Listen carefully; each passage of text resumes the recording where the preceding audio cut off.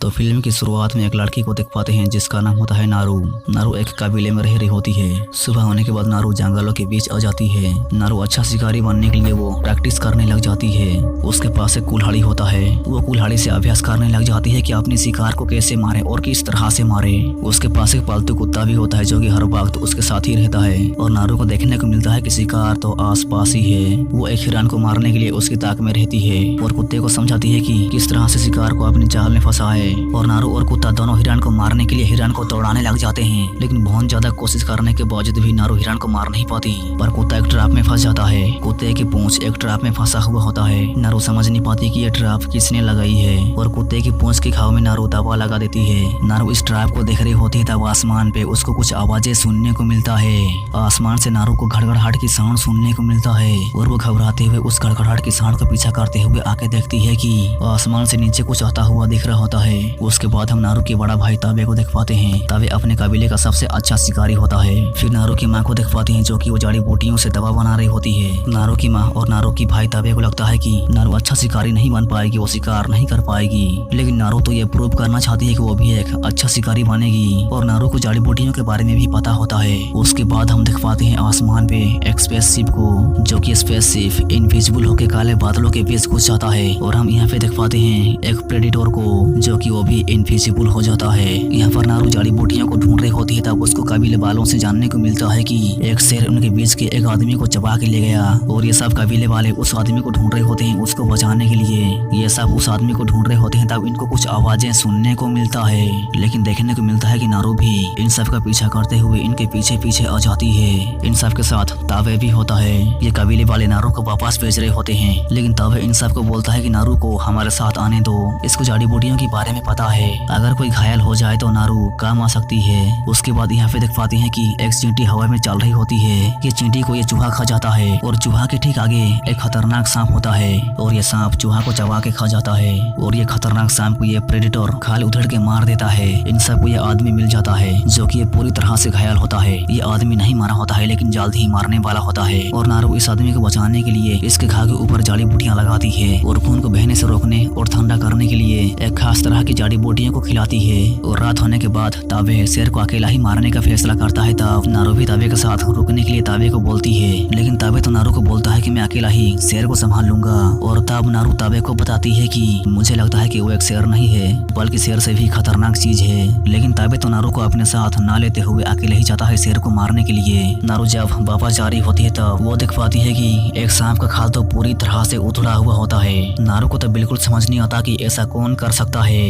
ऐसा तो जानवर भी नहीं कर सकते। और वो जमीन पे पैरों के निशान को दिख पाती है जो कि बहुत बड़े बड़े होते हैं। इससे नारू थोड़ी घबराने भी लग जाती है। और नारू उसके एक साथी के साथ ताबे को आगाह करने के लिए चली जाती है। और नारू चलते चलते ताबे के पास पहुंच जाती है। और नारू पहुंच के ताबे को बताती है कि उसको जमीन पे बड़े बड़े पैरों के निशान मिले थे। ऐसा लग रहा था कि वो कोई जानवर नहीं है बल्कि और कुछ है। लेकिन ताबे तो नारू की बात को सीरियसली नहीं लेता।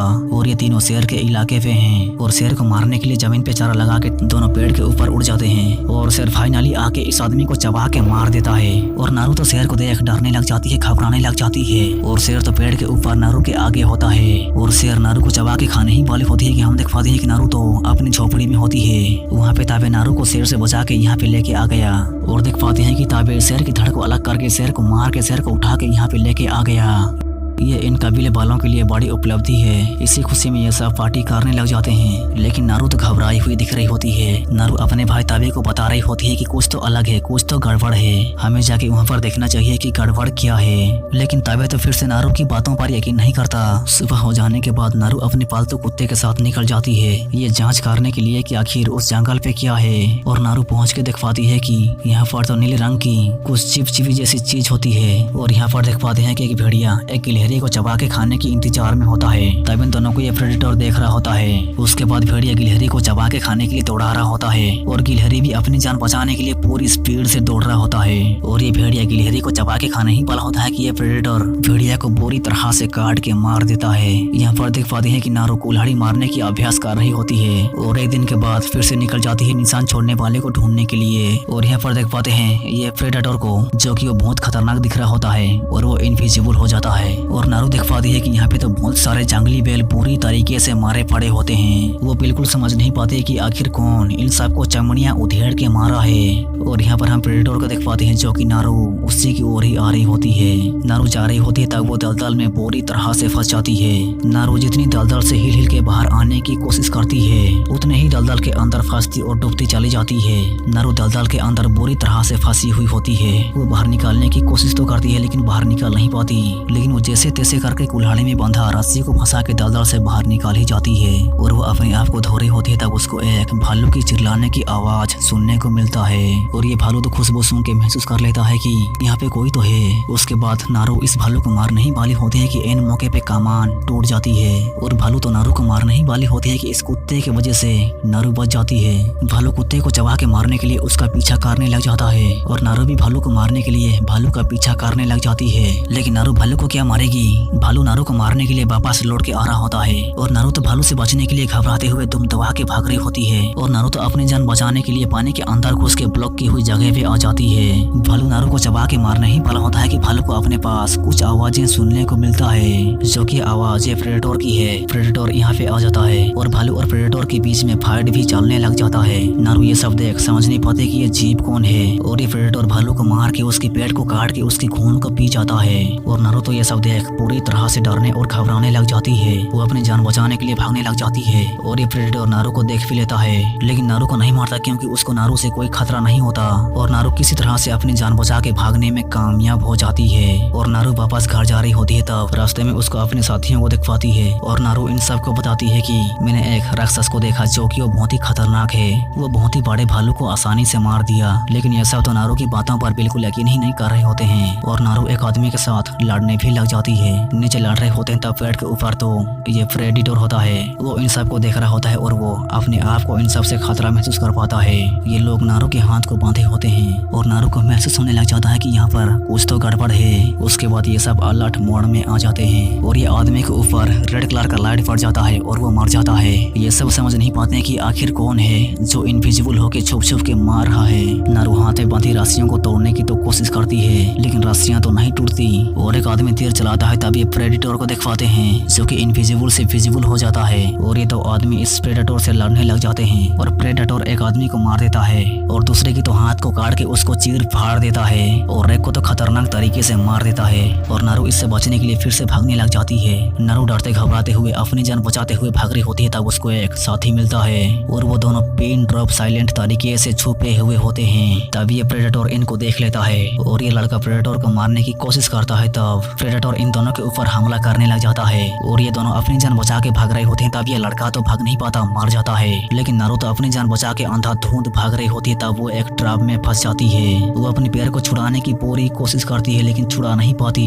और तब उसके पास ये प्रेडेटर आ जाता है। तब यहाँ पे कुछ आदमी आते हैं बंदूकें पकड़ के और इसी की वजह से ये प्रेडेटर यहाँ से भाग जाता है। और ये सब आदमी नारू को लाके लकड़ियों के पिंजरे में बंद कर देते हैं और देख पाते हैं कि यहाँ तो बहुत सारे लोग होते हैं। और इन सब का लीडर ये आदमी बिग बियर्ड होता है और इसका नाम होता है मैक्स मुस्टाचे। मुस्टाचे नारू को बताता है कि वो लोग एक राक्षस को ढूंढ रहे हैं। और मुस्टाचे नारू को पूछता है कि क्या तुम जानते हो कि वो राक्षस कहाँ पर है। और नारू को उस राक्षस को पकड़ने में हेल्प करने के लिए बोलता है और इनकी कैद में तवे भी होता है। और ये सब नारू और तवे को उस राक्षस को मतलब कि प्रेडेटर को पकड़ने के लिए दोनों को प्रेडेटर की चारा बना के एक पेड़ में बांध दिए होते हैं। और ये सब थोड़ी दूर से प्रेडेटर की आने का इंतजार कर रहे होते हैं ताकि वो आए तब गोलियों से उसको मार के जान से मार देंगे। ये आदमी दूरबीन से नारू और तवे के ऊपर नजर रख रहा होता है तब उसके पीछे लोग सब मरते जा रहे होते हैं लेकिन इसको तो बिल्कुल पता नहीं चल रहा होता है। और पीछे मुड़ के देखने के बाद ये देख पाते हैं कि ये प्रेडेटर तो आ गया। और तब तवे और नारू को लोगों की चिल्लाने की आवाज सुनने को मिलता है। इनको भी पता चल जाता है कि वो राक्षस तो पहुंच गया। और नारू और ताबे हाथ में बांधी हुई रस्सियों को तोड़ने की कोशिश करते हैं। ताबे नारू को बोलता है कि वो राक्षस हमको चारा समझ के हमको मारने के लिए हमारी ओर आ रहा है। लेकिन नारू ताबे को बोलती है कि वो ऐसा शिकार नहीं करता बल्कि वो जिससे खतरा महसूस करता है जब उसको लगता है कि जो कोई भी उसके लिए खतरा बनेगा तब वो उसको मार देता है। उसके बाद ये राक्षस इन लोगों की ट्रैप में फंस जाता है लेकिन राक्षस को कैद तो नहीं कर पाते हैं इन सबको बुरी तरह से मारने लग जाता है, तड़पा तड़पा के मारने लग जाता है। ये आदमी आगे खड़ा होकर बहादुरी दिखा रहा होता है, वो ज्यादा ही बहादुरी दिखाता है, इसलिए उसको मौत का सामना करना पड़ता है। उसके बाद फिर से ये तीनों पीछे से गोली चलाने तो लग जाते हैं, लेकिन इस प्रेडेटर को कुछ नहीं होता। ये सबको बुरी तरह से मारने में लग जाता है, सबको तड़पा तड़पा के मारता है। नारू और ताबे किसी तरह से अपने हाथों को खोल देते हैं और ये प्रेडेटर तो इन सबको उड़ उड़ के मारने लग जाता है, फुटा फुटा के मारने लग जाता है। और तब नारू अपने कुत्ते को बचाने के लिए कैंप के पास आती है और इन सबको भी बुरी तरीके से मारने लग जाती है और सबको मार के अपने कुत्ते को छुड़ा लेती है। तब यहाँ पे देख पाते हैं कि ये प्रेडेटर अपने आप को हील कर रहा होता है, मतलब कि अपने जख्मों को ठीक कर रहा होता है।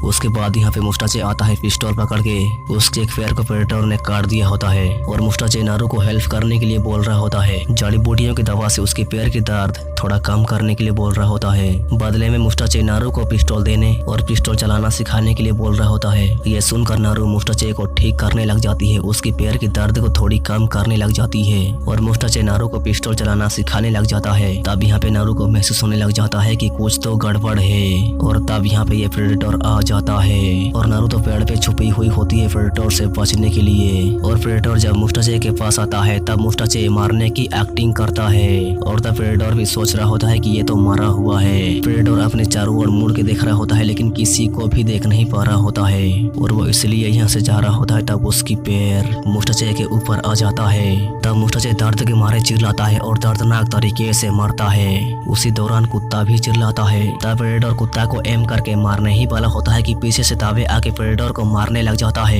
प्रेडेटर की सर से हेलमेट गिर जाता है और इसी हेलमेट से ही ये प्रेडेटर अपने एनिमीज के ऊपर एम करता है और हेलमेट नीचे गिरने की वजह से उसकी एम भी गड़बड़ा जाता है। वो कुत्ता को मार नहीं पाता और ये सब नारुको के लिए समझ जाती है। उसके बाद ये प्रेडेटर अपने हेलमेट को वापस पहन लेता है और ताबे प्रेडेटर के ऊपर घूम घूम के तीरें चलाने लग जाता है, लेकिन प्रेडेटर को तो कुछ नहीं होता और इसलिए नारू प्रेडेटर के ऊपर बंदूक को तान देती है और प्रेडेटर को मारने के लिए बंदूक को फायर करती है, लेकिन उसकी फूटी किस्मत बंदूक से तो गोली नहीं निकलती। तब पीछे से ताबे प्रेडेटर को खतरनाक तरीके से मारने लग जाता है। दोनों में जोरदार लड़ाई चलने लग जाती है और तब प्रेडेटर इनविजिबल हो जाता है। उसके बाद ताबे समझ नहीं पाता कि वो कहाँ चला गया, वो कहाँ पर है। दोनों के दोनों समझ नहीं पाते कि अब उस राक्षस को कैसे मारे और तब ताबे को समझ आ जाता है कि वो मारने वाला है, वो उस राक्षस की रुकावट है और ताबे नारू को यहाँ से भाग जाने के लिए कह रहा होता है और ताबे बुरी तरीके से मार भी जाता है। नारू यहाँ से भाग जाती है और ताबे के मारने की खबर कबीले में उसकी माँ तक पहुँच जाती है और नारू भी रोने लग जाती है कि अब उसका भाई नहीं रहा। तब यहाँ पे नारू दिख पाती है कि बिग बियर्ड तो जिंदा होता है। तब नारू बिग बियर्ड को मार के बेहोश करके एक पैर को काट के बांध के रखी होती है और बिग बियर्ड दर्द के मारे चिल्लाते हुए नारू को मारने के लिए बंदूक पकड़ लेता है। तब यहाँ पे ये प्रेडेटर आ जाता है और प्रेडेटर को लगता है कि बिग बियर्ड उसका एक रुकावट है और प्रेडेटर बॉडी की गर्मी को महसूस कर पाता है और वो इसी तरह से अपने एनिमीज को महसूस करके देख पाता है। नारू एक जड़ी बूटी की दवा जानती है जो कि वो दवा खाने से बॉडी पूरी तरह से ठंडा हो जाती है। नारू ये दवा खा लेती है और ये दवा खाने के वजह से नारू की बॉडी पूरी तरह से ठंडा हो जाती है और ये प्रेडेटर नारू को महसूस नहीं कर पाता और महसूस न कर पाने की वजह से नारू को देख भी नहीं पाता और बिग बियर्ड के पास सीधे आके बिग बियर्ड को मार देता है और तब पीछे से नारू प्रेडेटर के सर पे गोली मार देती है और नारू प्रेडेटर की हेलमेट को उठा के भाग जाती है। उसके बाद नारू प्रेडेटर को मारने के लिए प्लानिंग करने लग जाती है, तैयारियां करने लग जाती है और ये प्रेडेटर खून की लाइन को ट्रेस करते हुए नारू के पास आता है और नारू तो प्लानिंग करते हुए एक जाल बिछाई होती है प्रेडेटर को मारने के लिए। इस प्रेडेटर के ठीक आगे एक कटा हुआ पैर होता है।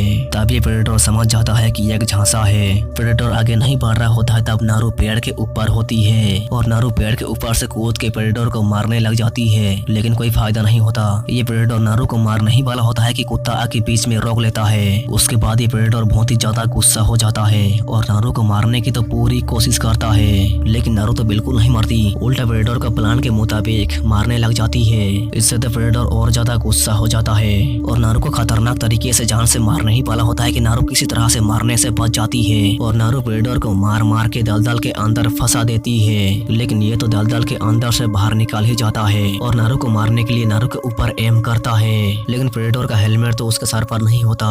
नारू ने प्लान के मुताबिक प्रेडेटर की हेलमेट को उसी के ऊपर एम किया हुआ होता है और जब प्रेडेटर नारू को मारने के लिए फायर करता है तब वो खुद मर जाता है और सुबह होने के बाद नारू प्रेडेटर की सर को धड़ से अलग करके अपने कबीले पे लेके आती है और ये फिल्म यहाँ से खत्म हो जाती है। वीडियो को देख अच्छा लगा तो चैनल को सब्सक्राइब कर देना।